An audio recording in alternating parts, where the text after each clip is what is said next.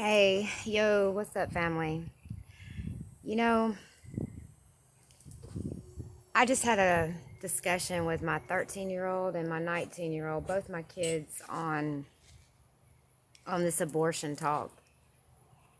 Man, the amount of hate that I am seeing on one particular side is not surprising, really. And what's so funny about these group of people, and some of them love to listen to my every word and stalk me because I'm, in their eyes, a Christian, you know. Um, these people are such hypocrites. Yeah, I said what I said. You know who you are. Most of y'all are from the metal community, which is really sad to me. I used to really be down with the metal community till God opened my eyes to what was really going on. I'm not going to say the whole metal community of music, but a majority of it are hypocrites. These same people were silenced during the pandemic, when we were, I can remember, I'm not on Facebook anymore. I hadn't been since December, but just, when I was bringing up the fact that, where's everybody at? My body, my choice, so it only pertains to when you want to kill a baby. And yes, it's an innocent life, and yes, you're committing murder. This whole thing that life is life. I'm not going to argue with you about it. Don't really care how you feel about it. How about that? They're always like, oh, I don't care about religion, screw your religion. Well, I don't care how you feel about my religion. How about that? I'm thinking more and more that I'm going to have to share my testimony of my abortion story because, I just shared it with my kids and it affected them. I don't want my 13-year-old to grow up thinking this is acceptable because most of these people there again that's preaching about this probably has never been through one, and if they had, they did it for selfish reasons, the same I did. I'll be more than happy to share my story with anybody that's willing to listen. I'm not one of those that believe in God and think I should be, out there with the Bible telling you you're going to go to hell, but I will tell you this: if you've had one and you don't repent and ask for forgiveness, yes, you will perish in hell. That's just the truth. But if you bring that sin to God and you ask for forgiveness, he, like my mother told me, he'll take that sin and throw it to the sea of forgetfulness. He's going to forget about it. But there's so many women out there right now that's got so much pride, and they want to say, well, you've never been through this or that. Look, I was raped at 15 years old, so you can't bring that to me either. And and it's like most of these people have never even been through being raped or having an abortion. So it's like, who are you to tell me to be quiet? You're not going to tell me to be quiet just because you feel some type of way about it. I don't care how you feel over what the Most High Creator that created you and me, how he feels about it. How he feels about it means more to me than how these people feel about it, because I see hypocrites. I see snakes. These people don't make no sense. And on top of that, Planned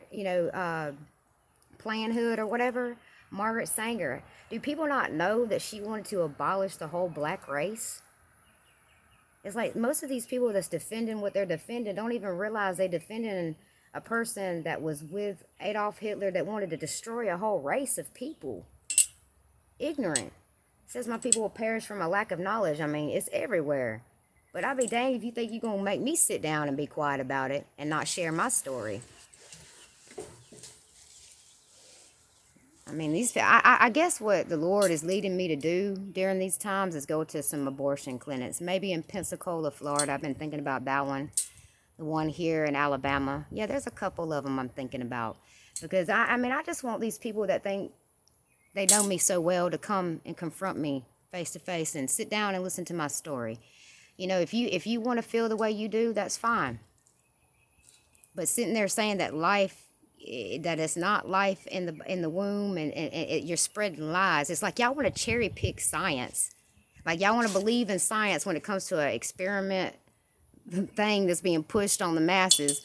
You're fine with that, but then you don't want to believe in science when it comes to certain situations. It's just crazy. it don't make no sense. It's like, I pray for you, man. I mean, I feel sorry for you because a lot of these people, I've been telling y'all, if they do not repent, this nation is already going to be under judgment for all the things that's going on right now. And people are more concerned about fighting over abortion. What's right or what's wrong. Y'all need to be worried about bombs dropping from the skies.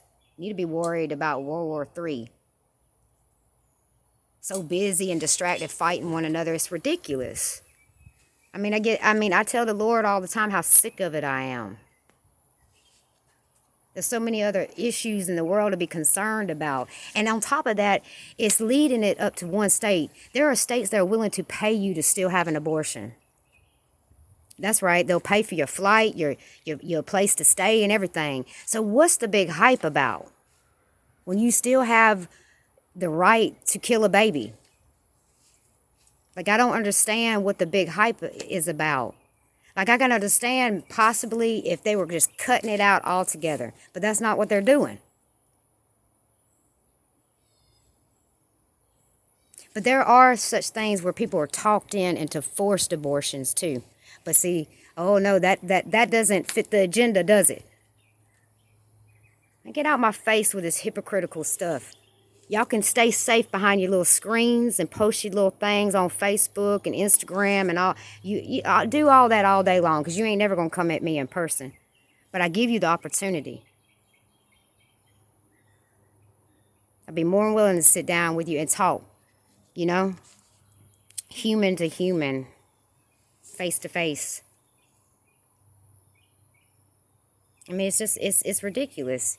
There's more things to be worried about in the world than be worried about fighting over this mess. Y'all have more of the desires of the flesh than anything I've ever seen. But if that's how you want to be, you could be like that. But you're not going to put down what I believe in and think you're going to shake me. I'm going to stand bold for the King of Kings, always. I'm not being hateful about it. But the thing is, if you can't even sit down and listen to someone's story that's actually been through an abortion, that's actually been raped, and you've never even been through either one, and I'm supposed to think you're relevant, you're not. You have a depraved, debased mind, and I feel sorry for you, and I'm praying for you, actually. But you will not stop someone like me from telling my story. Anyway, family, I'm sorry. I had to get that rant out because I'm seeing what I'm seeing. And it's like, I can see what this group of people are trying to do. You got to stand bold in these times, family. You don't have to be hateful about it. But, these people are going to do whatever they can to shut people like you and me up. I mean, persecution is coming, family. It's already here. It's subtle, though. It's not like right in our faces. But that day is coming. So I hope you're bold enough and firm enough to stand bold for Christ, because you're going to be tested. But I just wish people would just give me 5 minutes. Because like I said, I had to face a woman at the abortion clinic when I was 17 screaming at me, telling me I was going to hell. She didn't handle it correctly. I mean, what she was saying, if was true, she just didn't come at me with compassion and love. That was the thing.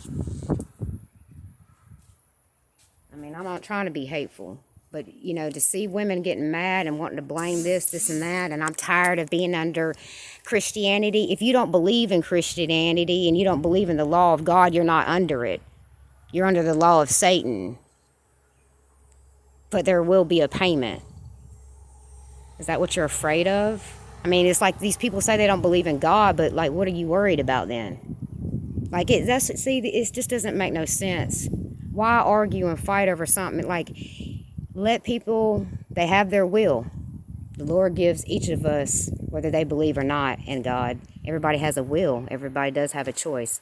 If they don't want to listen to someone like you and me and hear and heed the warning and hear our stories, then that blood is not on your hands, family. You know what I'm saying? So you don't have, just let it go.